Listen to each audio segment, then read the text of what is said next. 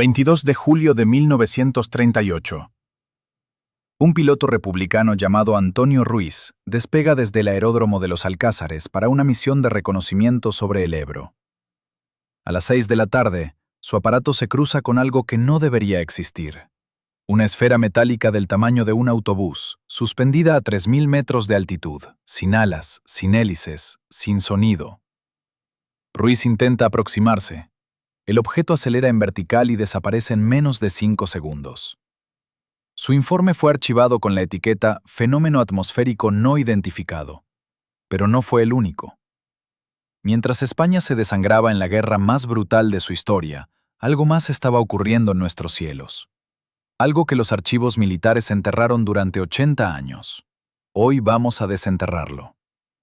Nivel primero. Todo lo que vais a escuchar se basa en documentación histórica real y en testimonios de época. Lo que hagáis con ello es cosa vuestra. Julio de 1937. Frente de Brunete, Madrid. Mientras republicanos y nacionales se masacraban en una de las batallas más sangrientas de la guerra civil, algo observaba desde arriba. No eran aviones. Ningún bando los controlaba. En cartas censuradas durante décadas, soldados de ambos bandos describieron lo mismo. Esferas luminosas suspendidas sobre el campo de batalla, moviéndose de formas imposibles. Hoy vamos a abrir archivos que España prefirió olvidar. Porque mientras el país se desangraba, alguien o algo tomaba notas. Nivel primero. Superficie.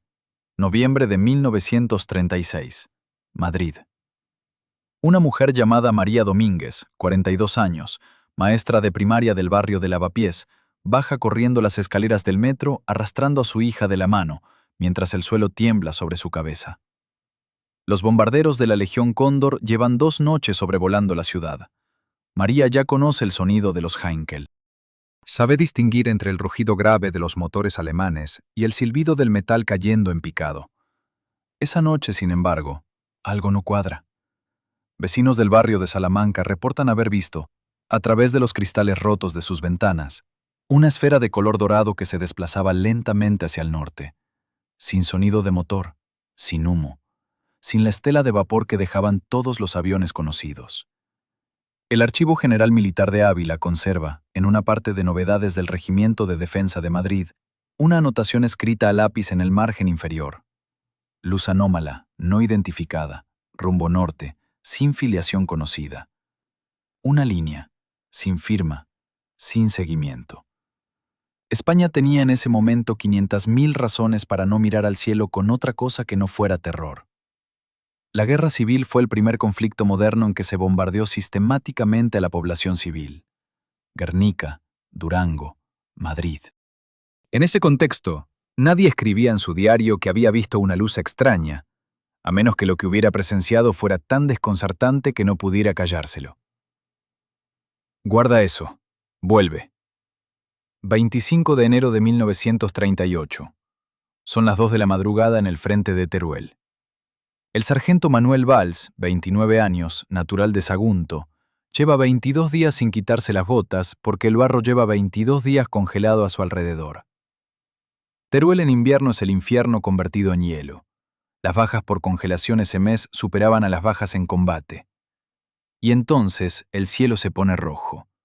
No un rojo suave, un rojo vivo, pulsante, que cubre el horizonte de norte a sur como si el mundo entero estuviera ardiendo detrás de las montañas. Los hombres en la trinchera piensan en armas químicas, en señales de artillería, en el apocalipsis. Varios, según cartas conservadas en el archivo epistolar del Museo de la Guerra Civil de Salamanca, creyeron que era el fin del mundo. El sargento Valls escribió a su hermano en Sagunto: «Anoche el cielo ardía sin fuego, y los hombres lloraban sin saber por qué». Lo que vio Manuel Valls fue una aurora boreal de intensidad excepcional, causada por una tormenta geomagnética de escala histórica. La ciencia tiene la explicación y es sólida. Caso cerrado. Excepto que no lo está. Al menos 7 testimonios independientes de esa semana describen algo diferente a la aurora. Objetos oscuros y sólidos que se movían contra el viento, con dirección propia, completamente ajenos a la danza de luz del fenómeno natural. No eran reflejos en las nubes. eran cosas que se desplazaban con propósito. La tormenta geomagnética fue real, enorme y perfectamente documentada. Y sirvió, hay que decirlo, como cobertura perfecta para que ciertos avistamientos de esa semana quedaran sepultados bajo la explicación meteorológica. Aquí está el error que casi todo el mundo comete. La lógica dice que cualquier anomalía en los cielos de España de 1938 era tecnología experimental alemana o soviética. La Legión Cóndor representaba el estado del arte de la aviación militar mundial. Los soviéticos habían enviado a sus mejores ingenieros y pilotos. Lógico, razonable, completamente incorrecto. El general Wolfram von Richthofen, comandante de la Legión Cóndor, era meticuloso hasta la obsesión. Documentaba cada vuelo, cada misión, cada litro de combustible consumido. Sus registros operacionales, conservados en el Bundesarchiv de Friburgo, son una obra de precisión militar que todavía hoy asombra a los historiadores. No contienen ni una sola aeronave capaz de mantenerse estática en el aire durante 40 minutos sin emitir sonido de motor. Porque en 1938 eso era físicamente imposible. Del lado soviético, el general Yakov Smushkevich supervisó personalmente las operaciones aéreas republicanas y enviaba informes detallados a Moscú. Cada intercepción, cada incidente, cada avión con nombre, fecha y coordenadas. Parte de esa documentación fue desclasificada tras la caída de la Unión Soviética y hoy puede consultarse. No explica las esferas luminosas sobre Brunete. No describe tecnología de flotación estacionaria. La física de 1938 no permitía lo que los testigos describían. Eso no es especulación, es ingeniería. Pocas personas conocen este último detalle, y es, posiblemente, el que más incomoda cuando uno se pone a leer en serio. El Servicio de Censura de Correspondencia de la República tenía su sede en un edificio de la calle de Alcalá de Madrid. Decenas de censores trabajaban en turnos de 12 horas abriendo cartas de soldados, marcando con lápiz rojo lo que no podía circular, posiciones militares, críticas al mando, información sobre bajas. Lo de siempre en tiempos de guerra. Pero entre los expedientes recuperados por el investigador Óscar Rey Brea, en la segunda mitad de los años 90, aparece una categoría que nadie esperaba encontrar. Una subcategoría de retención, etiquetada como fenómeno anómalo, posible impacto en moral de tropa. Cartas en las que soldados describían luces sin explicación no habían sido destruidas. Habían sido archivadas, guardadas, separadas del montón. Piénsalo un momento. Si aquello eran meteoros o ilusiones de hombres hambrientos y exhaustos, la orden estándar era destruir la carta y seguir. Ruido, sin importancia. Pero alguien, en algún nivel del mando republicano, decidió Append to previous output starting at decidió que esos testimonios merecían conservación. ¿Por qué guardar lo que no tiene valor? Y el bando nacional, el mismo patrón, los expedientes del cuartel general de Salamanca, consultados en el Archivo General Militar de Ávila, muestran exactamente la misma categoría de archivo. Luces anómalas, origen desconocido. Dos ejércitos que se odiaban con una intensidad que partía a España en dos, de acuerdo en una sola cosa. Las luces no distinguían ideologías, observaban a todos por igual. Eso es lo que la superficie permite ver. Los archivos consultables, las fechas, los partes militares con sus anotaciones a lápiz en los márgenes.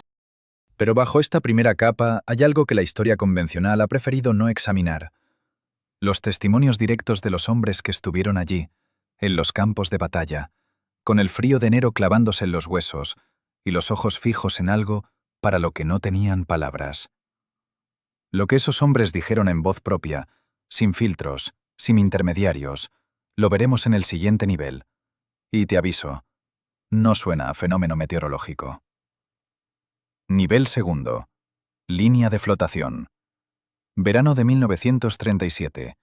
En algún lugar del frente de Aragón, un joven de 23 años llamado José García Martínez cogió papel y lápiz con los dedos sucios de barro y sangre ajena.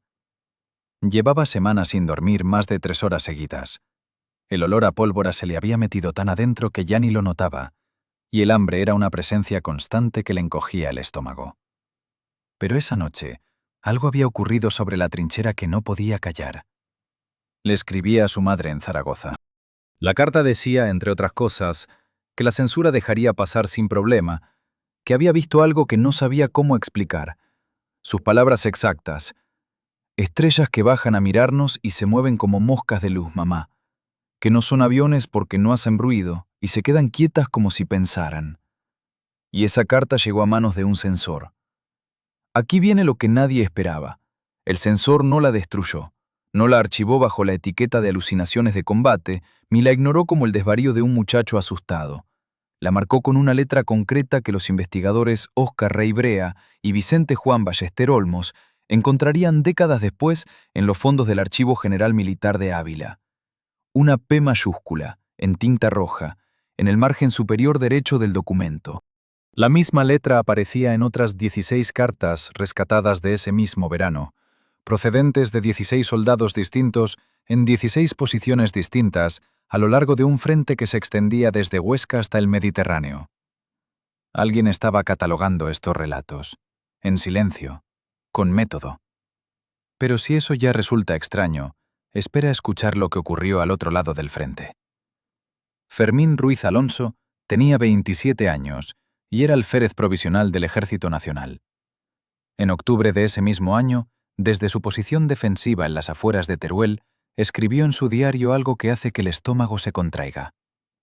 Luces que no caen, suspendidas sobre el campo como faroles que nadie sostiene, que se apagan cuando uno se acerca y vuelven a encenderse cuando uno se aleja. José García Martínez era republicano. Fermín Ruiz Alonso era nacional. Entre ellos, kilómetros de tierra de nadie, alambre de espino y un odio que había convertido a vecinos en enemigos mortales. No existía ninguna forma de que se hubieran coordinado. No había teléfono entre trincheras enemigas, no compartían prensa, ninguno podía leer los diarios del otro. Y sin embargo, las descripciones son casi idénticas. Piensa en esto un momento. Los soldados en trincheras no escribían metáforas poéticas, escribían lo que veían, con la economía brutal del lenguaje de quien no sabe si tendrá tiempo de escribir mañana. La probabilidad matemática de que dos hombres en campos opuestos, sin contacto posible entre ellos, describieran el mismo fenómeno con el mismo vocabulario y la misma imagen del farol sin mano es, sencillamente, incompatible con la casualidad. Lo que nadie ha respondido es esto.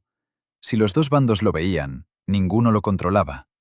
Entonces, ¿quién lo controlaba? Esa pregunta no tiene respuesta oficial. Pero hay algo que la historia oficial intentó enterrar, y aquí es donde la cosa se pone inquietante. El 9 de diciembre de 1937, durante los primeros días de la ofensiva republicana sobre Teruel, ocurrió algo que debería figurar en todos los libros de historia de este país. No figura en ninguno. Un teniente de artillería llamado Rodrigo Martín Sacristán coordinaba el fuego de su batería desde una posición elevada al noreste de la ciudad. Eran las 11 de la noche, 12 grados bajo cero. El frente llevaba horas en una calma tensa, ese silencio que los veteranos de la guerra describen como más aterrador que el propio bombardeo.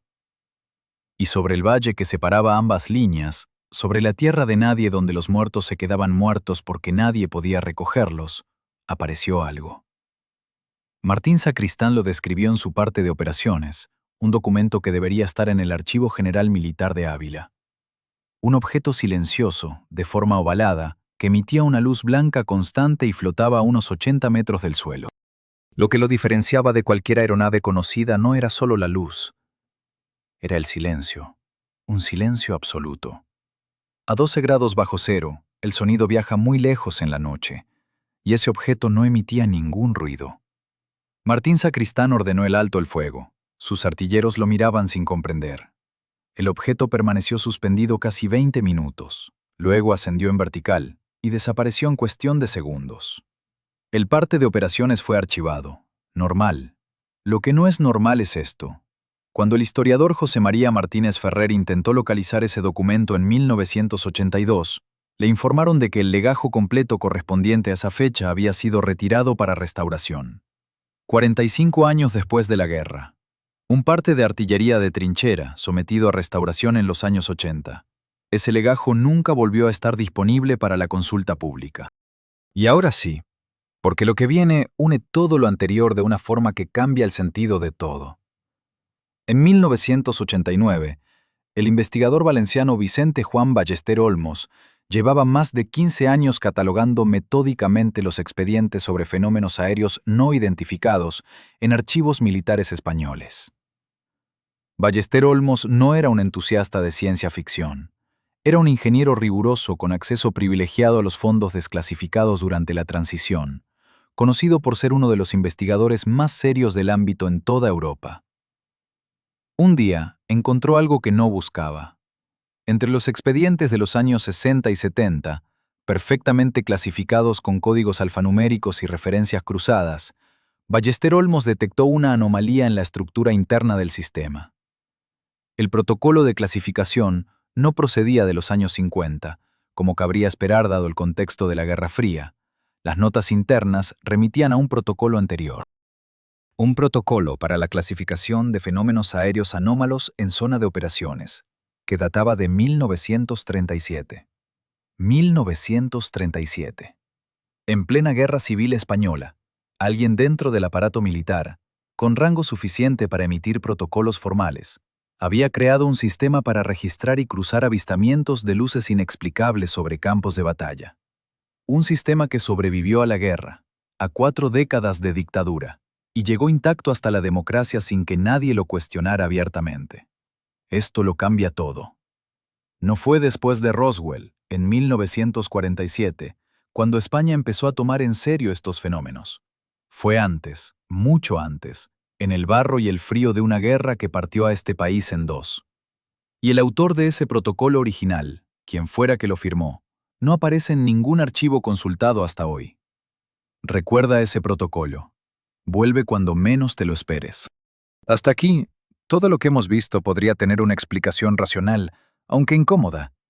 Burocracia excesiva, soldados al límite de sus fuerzas, documentos extraviados, coincidencias estadísticas en el filo de lo imposible. Pero ahora bajamos un nivel más, porque lo que sigue ya no son cartas de soldados rasos ni partes de artillería. Son informes firmados por mandos militares con nombre, grado y coordenadas exactas. Y en varios de esos informes aparece una frase que, cuando la escuches, no vas a poder dejar de pensar en ella. Una frase que sugiere que, al menos para algunos oficiales de ambos ejércitos, la pregunta ya no era qué eran esas luces. La pregunta era por qué estaban mirando. Nivel 3.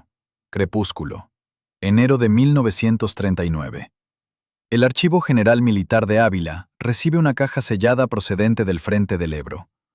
Dentro, carpetas con el sello clasificado no distribuir.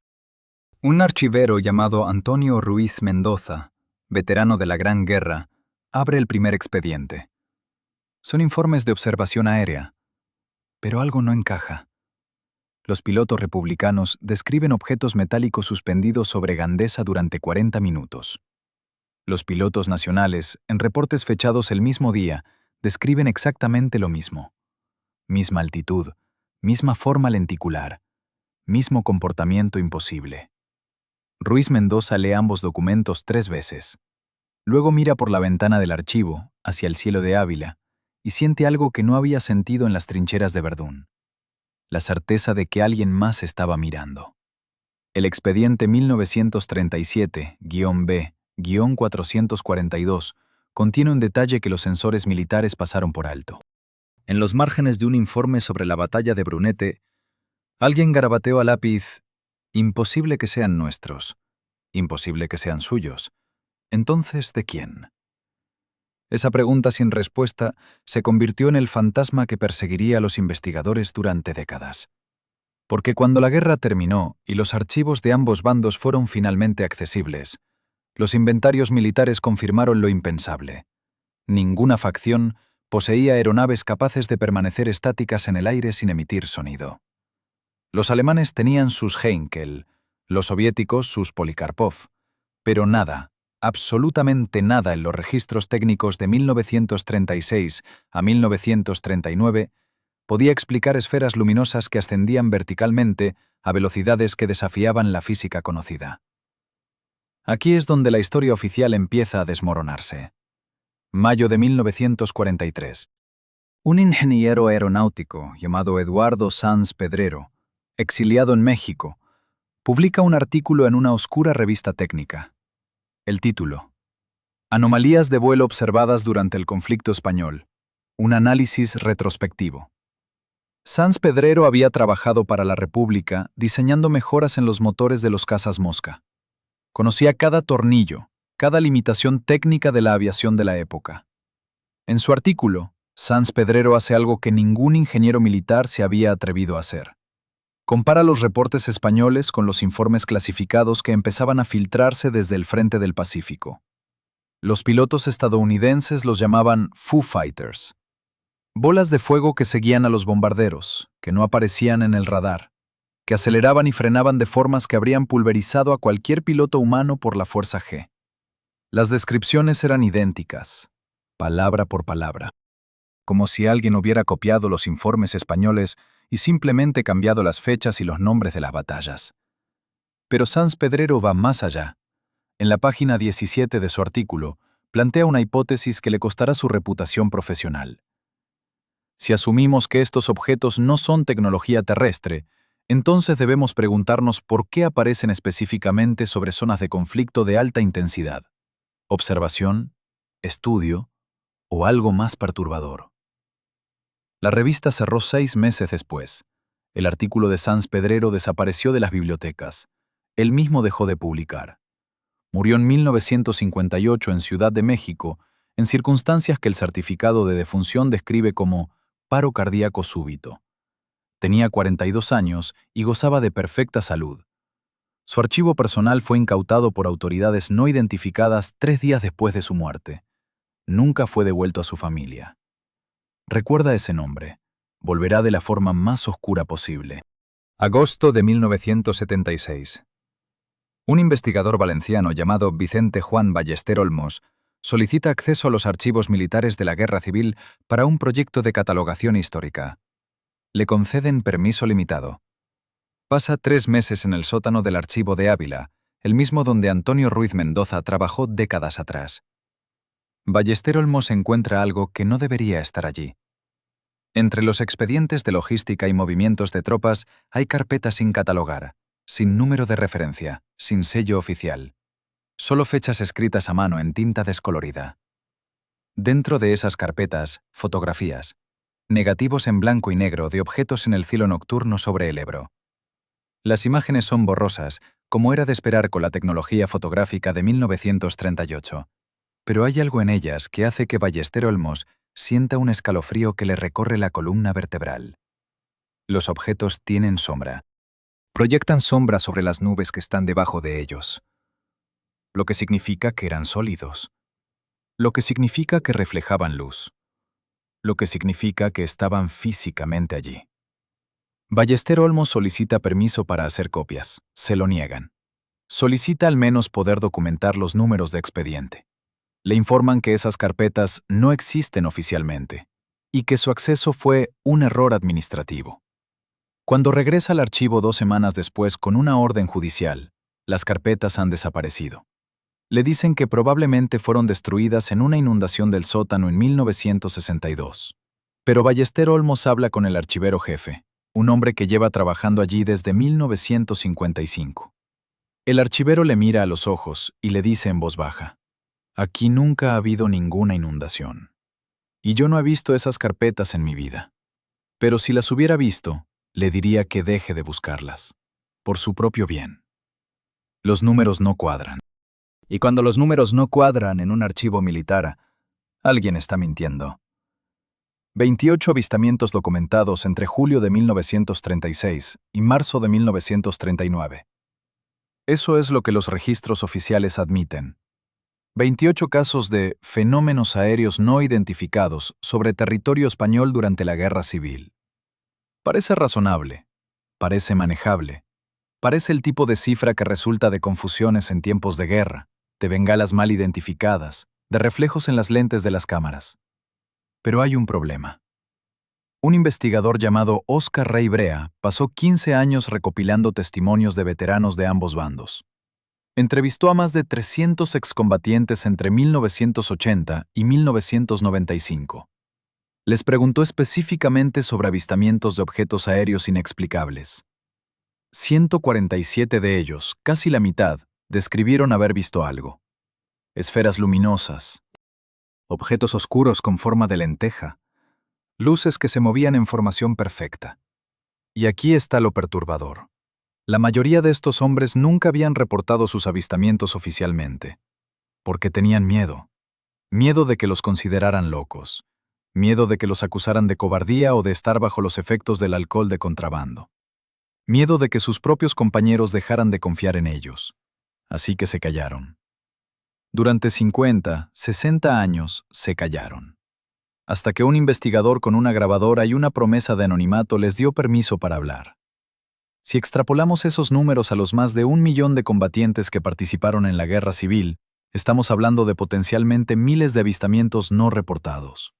Miles de testigos que vieron algo y decidieron que era más seguro fingir que no había pasado nada. 28 casos oficiales, miles de casos reales. Alguien está mintiendo. Y podemos probar qué parte.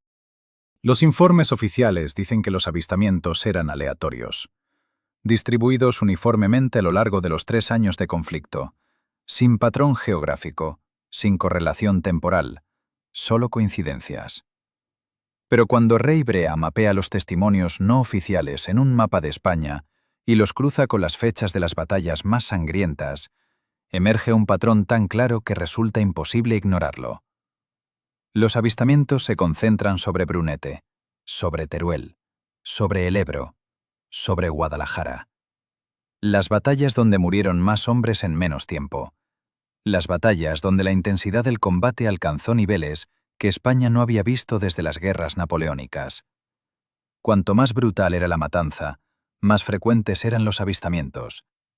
Como si algo estuviera siendo atraído por la violencia.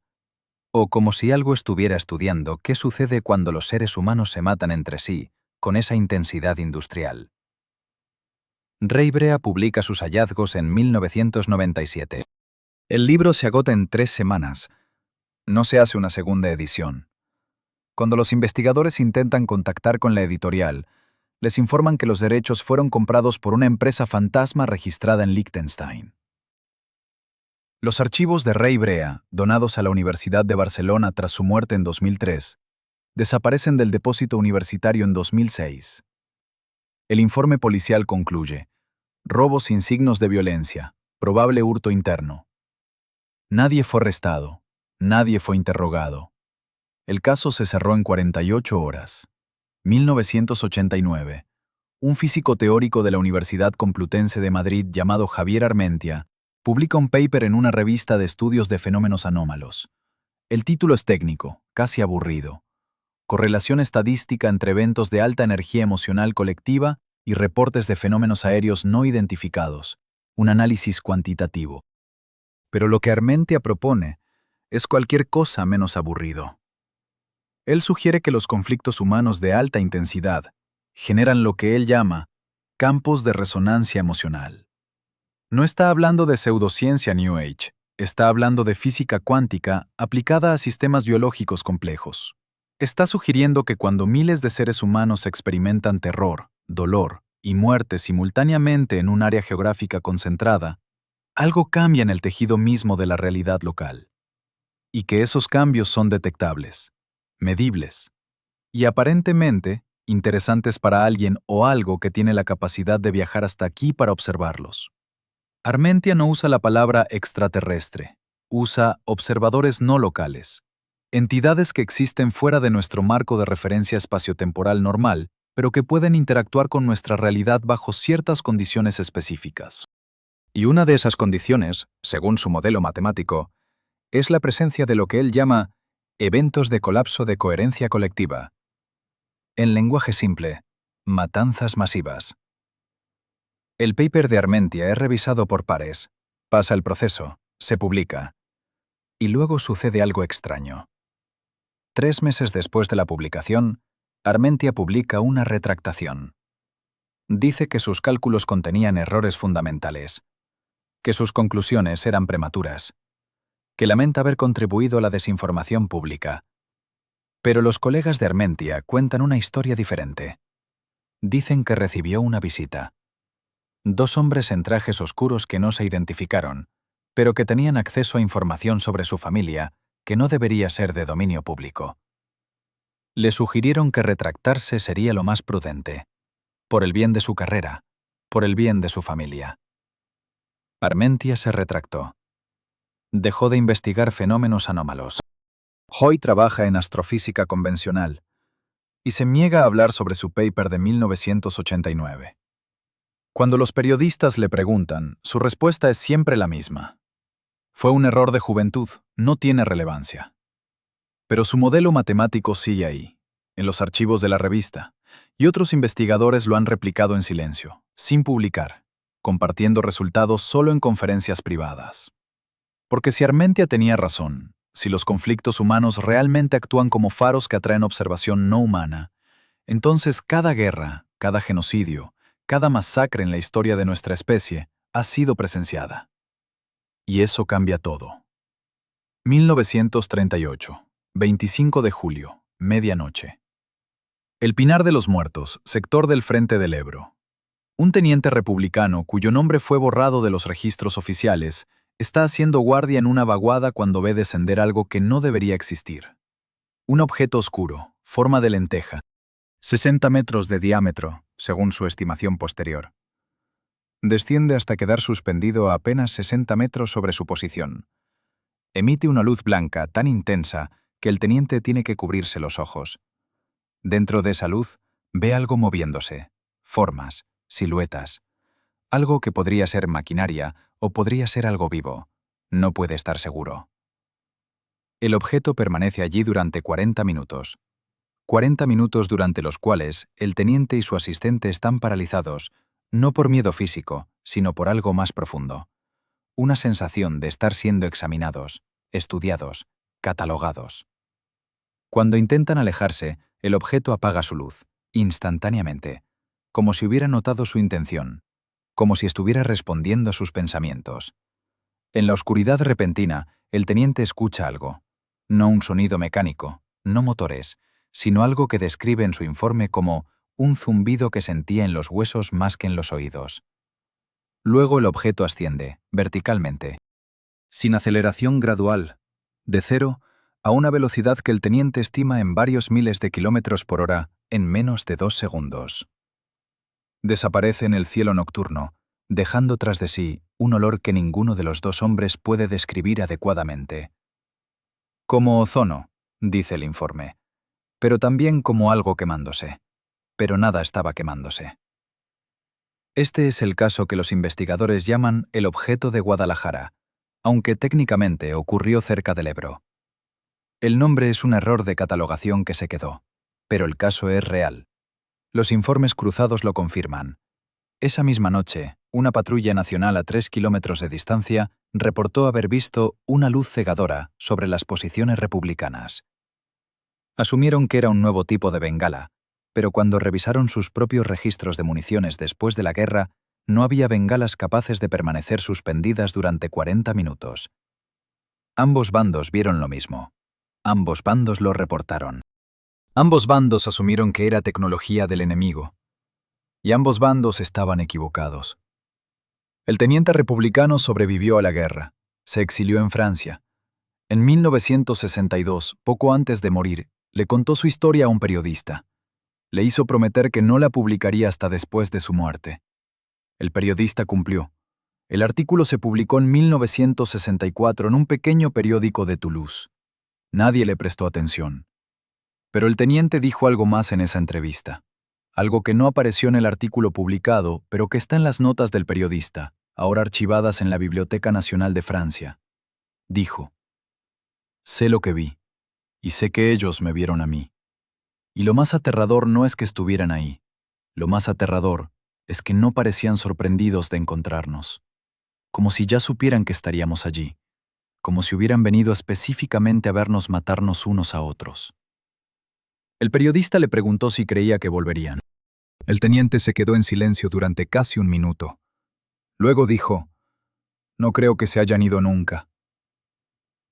Murió 3 semanas después. El certificado de defunción dice neumonía. Tenía 51 años. Y ahora llegamos a la parte que los archivos oficiales no quieren que sepas. La parte que conecta a España con algo mucho más grande. Porque los avistamientos sobre la guerra civil no fueron un evento aislado. Fueron el preludio. 4 años después, los pilotos aliados sobre Alemania empiezan a reportar Foo Fighters, bolas de fuego que siguen a los bombarderos, que no atacan, que solo observan. Las descripciones son idénticas a las de España. Mismo comportamiento, mismas capacidades imposibles, misma sensación de estar siendo estudiados. 20 años después, pilotos estadounidenses sobre Vietnam reportan luces que siguen a sus helicópteros sobre zonas de combate intenso. Luces que aparecen después de las masacres, que flotan sobre las aldeas quemadas, que observan. 40 años después, soldados soviéticos en Afganistán reportan objetos luminosos sobre los valles donde se libraron las batallas más sangrientas. Los informes son clasificados, pero algunos se filtran, y las descripciones son las mismas. 60 años después, soldados estadounidenses en Irak, soldados rusos en Chechenia, soldados de la OTAN en los Balcanes. Todos reportan lo mismo. Luces, objetos, observadores silenciosos que aparecen cuando los humanos se matan entre sí con suficiente intensidad. Y hoy, en 2025, mientras drones militares sobrevuelan Ucrania, Gaza, Sudán, los reportes continúan. Pilotos que ven cosas en sus pantallas de radar que no deberían estar ahí. Soldados que ven luces que ningún bando controla.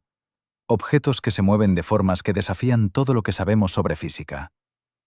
El patrón es global. El patrón es consistente. El patrón comenzó a documentarse en España en 1936.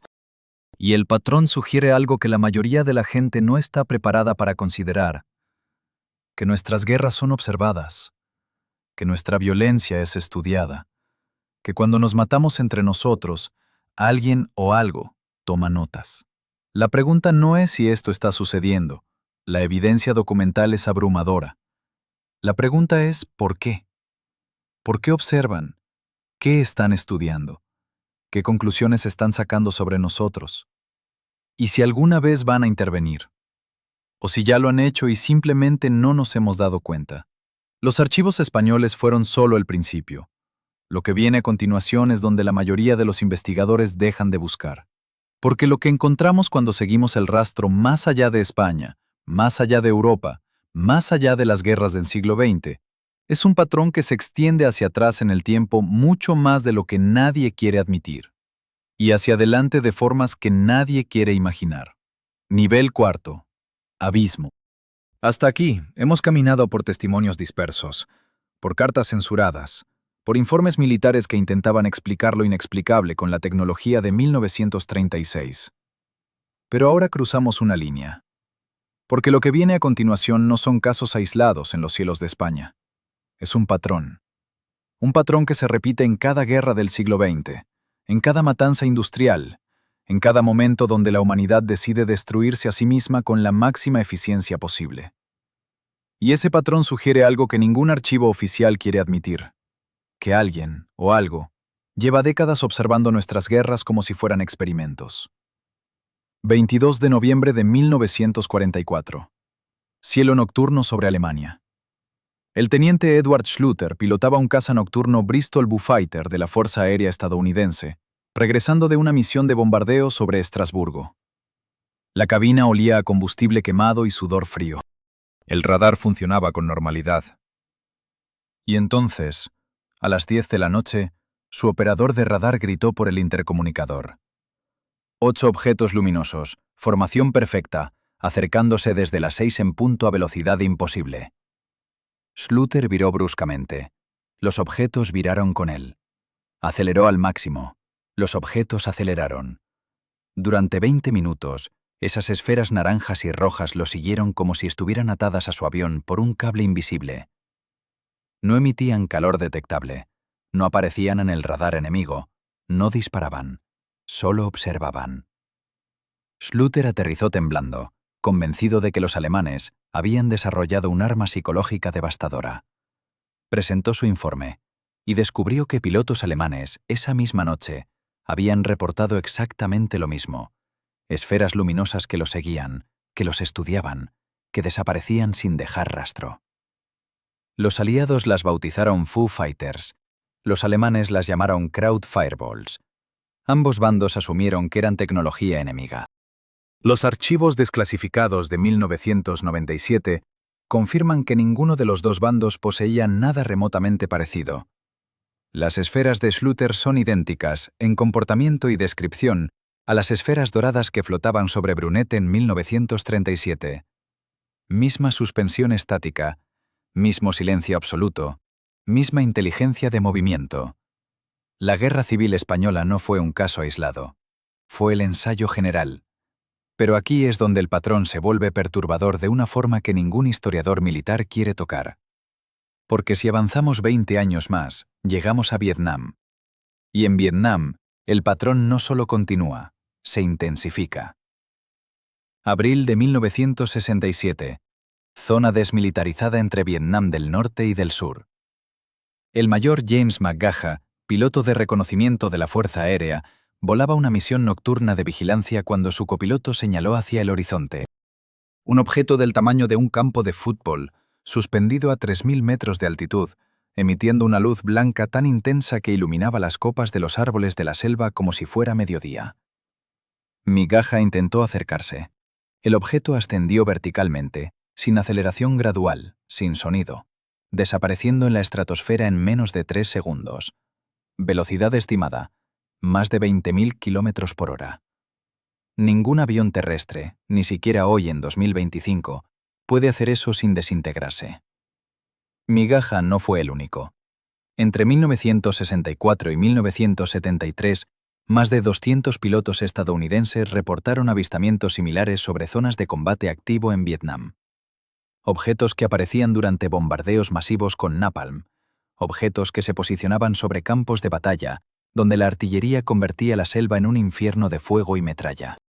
Objetos que, según los informes desclasificados del proyecto Blue Book, mostraban un interés específico y repetido en las operaciones militares de mayor intensidad destructiva. No aparecían sobre bases logísticas, no aparecían sobre hospitales de campaña, aparecían donde moría más gente, más rápido, con más tecnología. Y aquí está el detalle que nadie conecta. Los reportes de Vietnam describen los mismos comportamientos que los soldados españoles describieron en sus cartas desde Brunete y el Ebro. Suspensión estática prolongada. Movimientos imposibles sin inercia. Luz cegadora que se apaga de forma inteligente cuando alguien intenta acercarse. Silencio absoluto. Es como si alguien hubiera copiado los informes de la Guerra Civil Española, cambiado los nombres y las fechas y los hubiera pegado en los archivos de Vietnam. Excepto que los pilotos de Vietnam no tenían acceso a los archivos españoles.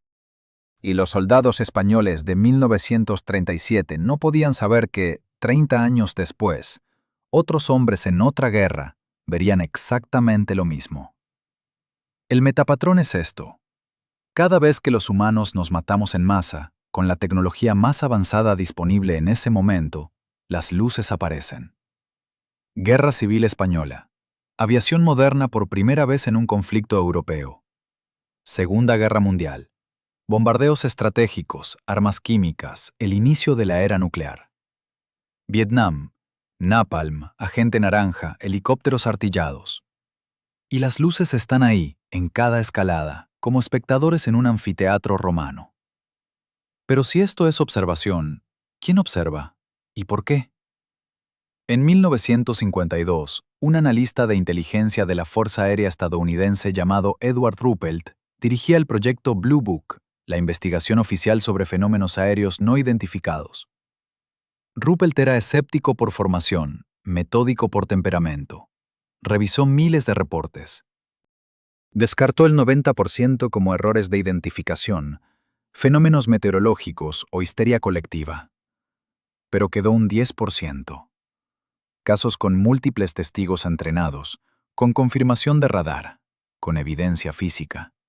Casos que no encajaban en ninguna explicación convencional. Y Ruppelt notó algo que lo inquietó tanto que lo incluyó en su informe final, el que fue clasificado hasta 2003. Los avistamientos más sólidos, los más inexplicables, ocurrían sistemáticamente cerca de instalaciones militares estratégicas, durante ejercicios de combate o en zonas de conflicto activo. Ruppelt escribió en su informe: si estos objetos son de origen no humano, su comportamiento sugiere un interés específico en nuestras capacidades militares y en nuestros conflictos armados. No sabemos si este interés es científico, estratégico o de otra naturaleza que no podemos comprender, pero el patrón es innegable. El informe fue archivado. Ruppelt fue reasignado. Y el proyecto Blue Book fue oficialmente cerrado en 1969, con la conclusión de que los ovnis no representaban una amenaza para la seguridad nacional y que no había evidencia de tecnología extraterrestre. Esa es la versión oficial, pero los documentos desclasificados muestran que la investigación continuó bajo otros nombres, en otros departamentos, con presupuestos clasificados. Porque si las luces solo aparecen cuando nos matamos, eso plantea una pregunta que ningún gobierno quiere hacer en voz alta. ¿Qué pasa si dejamos de matarnos? ¿Dejarían de venir? ¿O eso confirmaría que su interés es precisamente nuestra violencia? Y ahora, la pieza final del patrón, la que cierra el círculo de una forma que te va a costar dormir esta noche. Diciembre de 2004, Océano Pacífico, frente a la costa de San Diego. El portaaviones USS Nimitz realizaba ejercicios de combate. Durante varios días, el sistema de radar Aegis del grupo de batalla detectó objetos descendiendo desde más de 24.000 metros de altitud hasta nivel del mar en menos de un segundo. Físicamente imposible. El comandante David Fravor fue enviado a interceptar. Lo que vio, a plena luz del día, con 4 testigos más en 2 cazas F-18, fue un objeto blanco con forma de tic-tac, de unos 12 metros de largo, sin alas, sin motores visibles, suspendido sobre el agua. Cuando Fravor intentó acercarse, el objeto aceleró y desapareció. Segundos después, apareció en el punto de encuentro programado de Fravor, a 90 kilómetros de distancia, como si hubiera leído su plan de vuelo. El caso Nimitz fue desclasificado en 2017. Los videos fueron confirmados como auténticos por el Pentágono en 2020. Y aquí está lo que nadie dice. El USS Nimitz estaba realizando ejercicios de guerra, simulacros de combate de alta intensidad. Exactamente el tipo de actividad militar que, según el patrón histórico, atrae estos objetos. Desde la Guerra Civil Española hasta el Pacífico en 2004, pasando por Alemania en 1944 y Vietnam en 1967, el patrón se mantiene intacto. Conflicto humano de alta tecnología igual a observación no humana. Y en 2025, mientras drones militares sobrevuelan Ucrania, Gaza y Sudán, los reportes continúan. Pilotos que ven luces que ningún bando controla, soldados que graban objetos que se mueven de formas imposibles. Y todos asumen, como asumieron los soldados españoles en 1937, que es tecnología enemiga. Pero los inventarios militares, cuando finalmente se desclasifican, siempre dicen lo mismo. Nadie tenía eso. Nadie tiene eso. Y sin embargo, ahí están. Quizás nunca dejaron de observarnos. Quizás cada guerra es un experimento. Quizás somos la especie que se estudia a sí misma destruyéndose. Y alguien más lleva un siglo tomando notas desde el cielo. O quizás, y esto es lo que realmente asusta, no son observadores pasivos. Quizás su presencia es parte del experimento. Quizás necesitan que sigamos matándonos para seguir viniendo. Y si eso es cierto, entonces la pregunta no es por qué aparecen durante nuestras guerras. La pregunta es, ¿qué pasa si algún día dejamos de darles motivos para venir? ¿Nos dejarían en paz? ¿O encontrarían otra forma de mantenernos en conflicto? En el fondo del abismo hay algo peor que no tener respuestas. Es tener respuestas que no queremos escuchar. Nivel 5. Fondo. En 1946, un psiquiatra militar llamado Carl Jung publicó un ensayo que nadie quiso leer. Había pasado la guerra entera recopilando testimonios de pilotos aliados y alemanes que describían las mismas esferas luminosas sobre los cielos de Europa, las mismas que habían aparecido sobre España 7 años antes. Jung no era un ufólogo, era un hombre que había dedicado su vida a entender la psique humana. Y lo que escribió en ese ensayo, enterrado en los archivos de la Sociedad Suiza de Psicología, era una pregunta que nunca respondió. ¿Qué pasa si estos objetos no vienen de fuera, sino que son atraídos por algo que generamos nosotros cuando nos matamos en masa? ¿Qué pasa si el horror colectivo, la desesperación de 500.000 muertos en España o 60 millones en la Segunda Guerra Mundial, crea una señal que algo puede detectar? Una frecuencia emocional, un grito que atraviesa dimensiones que ni siquiera sabemos nombrar. Jung murió en 1961 sin publicar la versión completa de su teoría. Sus herederos encontraron cuadernos llenos de diagramas que conectaban batallas históricas con avistamientos documentados, desde las cruzadas hasta Corea. Había trazado un mapa, un patrón que se repetía cada vez que los seres humanos alcanzaban cierto umbral de sufrimiento concentrado. Y en los márgenes de esos cuadernos, con letra temblorosa, había escrito una sola frase en latín: Nos observant quia dolemos. Nos observan porque sufrimos.